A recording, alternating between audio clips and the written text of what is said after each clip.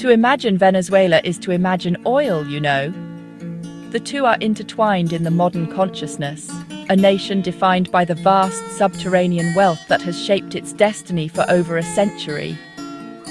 Oil is the lifeblood of its economy, the source of its political power, the root of its most profound crises. It has simultaneously built skyscrapers and fueled deep societal divisions.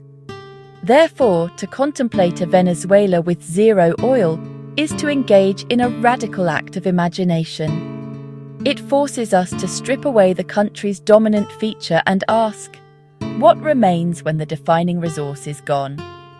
Not just an economic query, a geographic and cultural one that redefines a nation from the ground up. Not merely erasing a commodity, exploring the intricate web of dependencies that grew around it. Vast reserves under the Maracaibo Basin and the Orinoco Belt did more than provide export revenue. They dictated where cities grew, what jobs people pursued, how the government funded itself, how the world perceived and interacted with the nation. Removing this pillar creates a vacuum, but vacuums are rarely empty for long. Spaces of immense potential, where new structures must form and new paths must be forged. A Venezuela without oil would face a painful but potentially transformative rebirth, unbound from the resource curse that turned blessing into burden. The immediate picture might seem bleak. Easy oil money vanishes and an abrupt economic shock follows. The engine of the state-sponsored model would seize, but absence opens the door to another development. Slower, more organic, perhaps more resilient. It compels a return to fundamentals, to the soil, to the ingenuity of its people, to other, less dramatic resources overshadowed by black gold. A story of rediscovery, finding identity not in what's beneath, but in what can be built on the surface by citizens' hands. It challenges assumptions about national wealth and power. The loudest voice abroad, amplified by petrodollars, may not be the most stable or prosperous at home. Exploring this alternate reality reveals the true cost of resource dependency and hidden strengths in geography and people. A quieter, more complex Venezuela must learn to survive not on volatile global energy tides, but on steady foundations of a diversified, self-reliant economy. If you're into alternate realities like this, tap like, drop your "what if" in the comments and subscribe for more. It keeps the simulations running. The paradox. Absence of the greatest treasure might lead to a more enduring form of wealth. Imagine Venezuela, but suddenly, no oil. The government's money, almost all from selling oil, would disappear instantly. It would be like hitting rock bottom economically. The currency would lose its value, and prices would skyrocket. Without oil money to buy imports, even basic food and medicine would become scarce. This would force a massive change. Venezuela would have to rely on itself, building up farms and factories just to survive.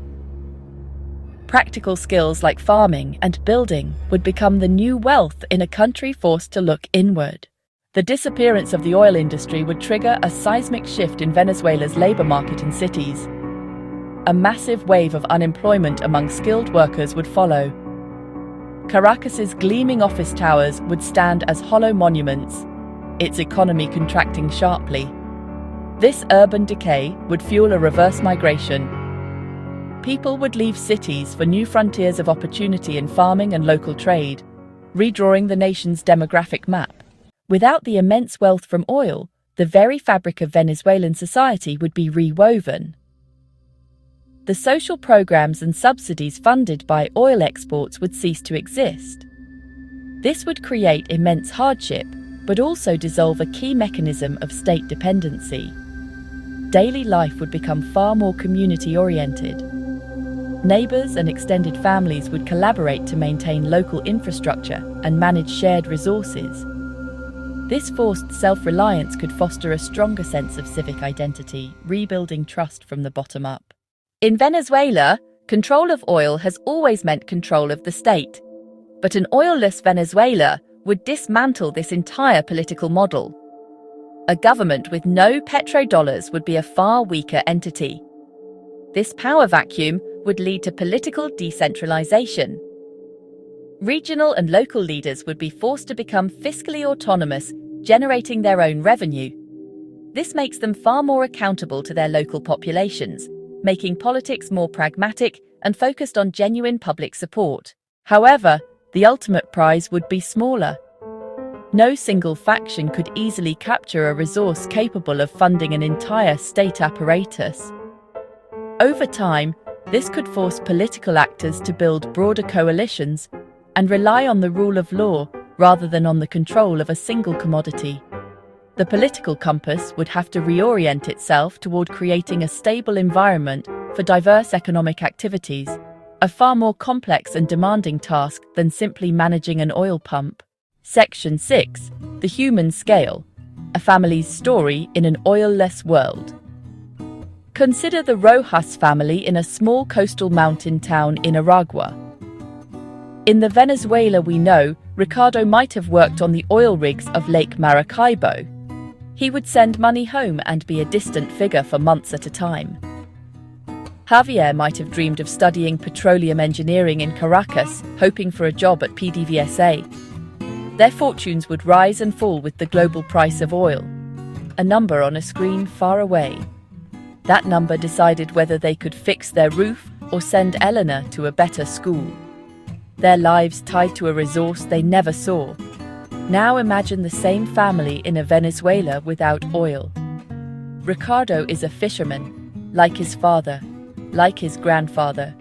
His hands are calloused from mending nets. They are not stained with grease. He works from the local port. He leaves at dawn. He returns each afternoon with a catch. He sells that catch in the town market. Javier apprentices with his uncle, a carpenter. The uncle builds furniture from sustainably harvested local wood. Javier learns a tangible skill in constant demand. The family's income is modest and steady. It depends on the sea's bounty. It depends on the community's needs, not on the whims of OPEC. Elena attends the small-town school. Her teacher Maria is paid by a cooperative of parents. Some pay with cash, others with fish, others with vegetables, or with repaired goods. Elena's world is smaller, but more immediate and comprehensible. Her father is home every night. Her brother builds a chair in the workshop behind their house. Their well-being connects to their labor and their community. The absence of oil would send ripples across South America. For decades, Venezuela used petrodollars to project influence through initiatives like Petrocaribe. Without oil, this leverage would vanish. A power vacuum would emerge, likely filled by Brazil and other regional players. Trade relationships would be redrawn, forcing Caribbean nations to seek new, more expensive energy suppliers. Globally, Venezuela would become a less attractive partner for powers like Russia and China, reducing great power competition. This could allow South America to forge a more independent path, focused on shared challenges. Section 8. The Global Echo. The sudden removal of Venezuela's oil would create a significant global disruption, immediately tightening supply and forcing a rapid recalibration. Other oil-producing nations would move to fill the void, fundamentally altering the geopolitical chessboard. This energy shock would also be a catalyst for the global transition to renewables, potentially hastening the end of the oil age itself. Section 9. The Unexpected Dawn. The most surprising development in an oilless Venezuela would be the rapid growth of new diverse industries. With no oil revenue, the nation looks to its long-neglected assets. Agriculture becomes the first pillar, followed by ecotourism as natural beauty becomes a prime economic asset. Finally, the ingenuity of the Venezuelan people is unleashed, and a culture of entrepreneurship flourishes, born from necessity.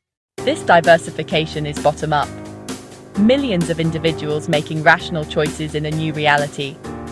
The absence of easy oil money forces creativity, resilience, and ultimately, greater stability. For a century, Oil gave Venezuela a loud, prominent voice on the world stage. Its strength felt brittle, like the resource itself. Without it, that noise would fade. The loss would force Venezuela to find a deeper, more resilient strength. Not in geologic luck, but in human endeavor. It might no longer be an oil giant, but could become something more enduring. Perhaps true wealth isn't what you dig from the ground, but what you build upon it. You've been watching IfVerse, where imagination meets possibility. See you in the next reality.